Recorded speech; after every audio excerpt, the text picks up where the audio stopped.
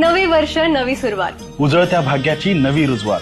यंदाचा गुढीपाडवा फक्त सुखसमृद्धीच नाही तर भाग्यवान होण्याची सुवर्ण संधी घेऊन आलाय. कसली संधी, कसलं भाग्य.